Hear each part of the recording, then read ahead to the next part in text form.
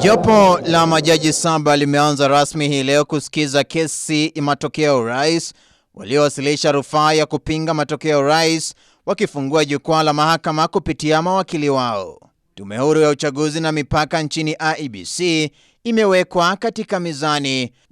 Njoroge Kamau kupitia wakili wake Zehrabanu Janmohamed ameitaka Mahakama ya Upeo kumzuia mwenyekiti wa Tume huru ya Uchaguzi na Mipaka nchini Iebc Wafula kuandaa chaguzi zijazo hapa nchini. We have requested that the chairperson be prohibited from conducting any further elections in view of his behavior and or holding any public office in Kenya in breach of Chapter 6 of the Constitution of Kenya. The reason why we've said that is, unfortunately, whilst we created independent offices, we forgot about Chapter 6. And I think this court needs to show the way, even if it's to the lower courts or subordinate courts, show them the way that it's Chapter 6 that is going to be a question of integrity. Njoroge ameshtumu tume ya Iebc kwa kuahirisha chaguzi za ugavana pamoja na migawanyiko inayoshuhudia miongoni mwa makamishna wake. Was this accurate? Was this verifiable? It's our humble submission. The commissioners who came out, the disconnect between the commissioners shows that there is a problem. Mr. Chebukati says it is verifiable and accurate. The voter, what does Mr. John Njoroge know? The commissioners are saying it was opaque. Where does the voter go? Has everybody forgotten the voter in all of this? The political parties are saying, I won, I won. We want to know what happened to our vote. And where we are today, we actually cannot say that where this vote went and what happened. Kulingana na wakili Nyamodi, mwenyekiti wa Iebc Wafula alipanga kutoka mwanzoni kuendesha uchaguzi mkuu Agosti 9 peke yake.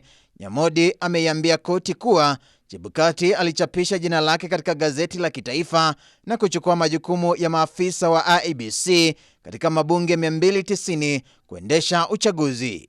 Such a gazette notice, an instruction manual that would be deployed during the verification exercise, and the following day is a public holiday.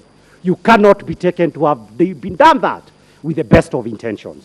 Wakili Njirundegwa ambaye anamwakilisha David Ngare ameitaka mahakama kuelekeza mwenyekiti wa Iebc Wafula kuchunguzwa kutokana na anachokitaja kama kufeli kutangaza matokeo katika maeneo bunge 27 ambayo yana ufuasi mkubwa wa mrengo wa Azimio.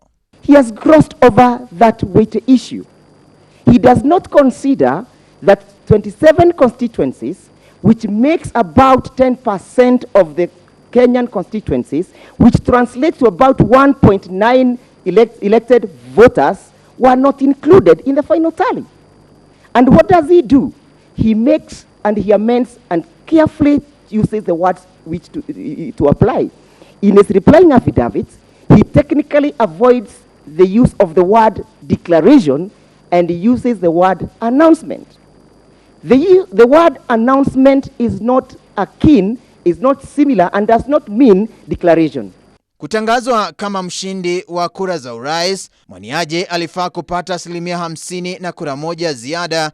Hapa mwanaharakati Okio Mtata akisema kuwa William Ruto na Raila Odinga hawakufikisha hitaji hilo la kisheria, huku vifaa vya kimskit vikiendelea kujumulisha kura siku moja baada ya uchaguzi mkuu kutamatika. The kimskits that were still transmitting data from locations that are not clear, because the kimskits that were in polling stations, the voting stopped on 9th, and giving an allowance of 3 hours or 4 hours for people who are still on the queue, you would understand by why a kimskit would still be transmitting 23 hours after the close of elections is something that is difficult to comprehend.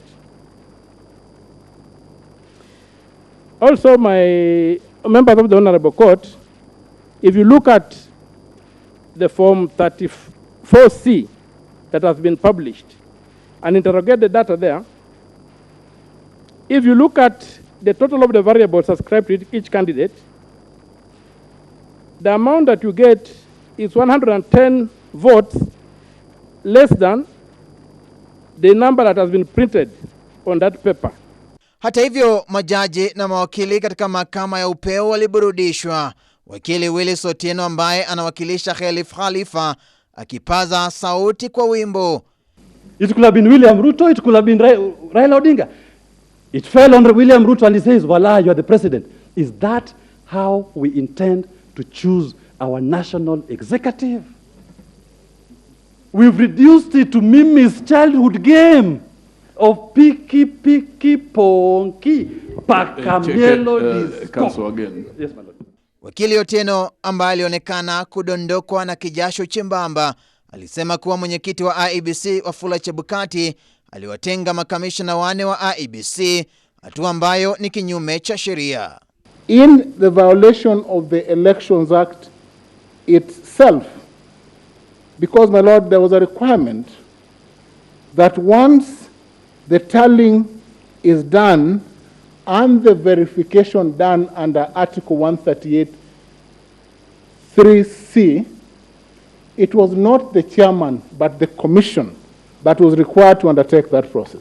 Hapo kesho itakuwa ni zamu ya Rais mteule William Ruto, Naibu Rais mteule Rigathi Gachagua, Tume ya Iebc, Wafula Chebukati na mkuu wa sheria Paul Kihara kufika mbele ya jopo la majaji 7 likiongozwa na Jaji Mkuu Martha Koome. Davis Mberea, Runinga ya Ebru.